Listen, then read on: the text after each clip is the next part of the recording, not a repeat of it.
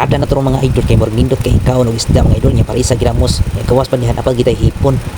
Unang palit og hipon mga idol kay nandito mangga na palit dito sa gikas sa Guadalupe. Unya gipangiwan ng mga lamas sa akong pares kay ako prito kog isda diri na painit ako sa diri unya akong iduno din ng mga isda diha. Umat yaw ano sa lami na yang mga ginamos yang iputangan og lamas sa ug ani mga limonsito daog na.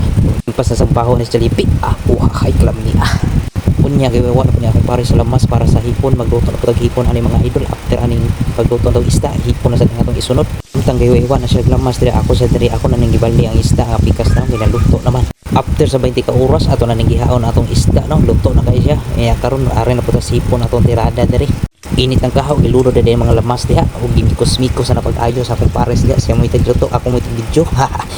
Pudas mo trabaho diri ay unya giluno din niya ang mga bumbay diha pagkahuman imikos-mikos dayon paabuton dayo 20 ka oras o sa iluno ng ato ang hipon. Unya kinabutan og 20 ka oras kapila pinaabot sa unya gimikos-mikos sa saning ato ang hipon diri kalambi sa tanawon kaping-ping lang agi pas yung mangga ani ron hurot yung mangga ron ba unya ato na ni patuturan abto na to 40 ka oras na sa pinaabot ato okay kayo na diri ikahuman timplahan din natin o brown sugar lang input mo sa ay dili comfort gani ate kaya nagtamay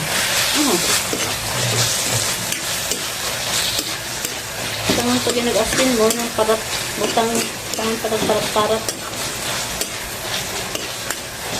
kuha nga naman din ang sugar salt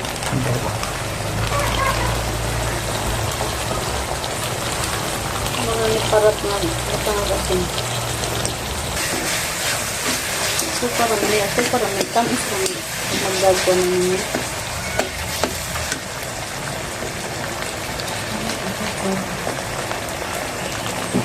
ilaw isa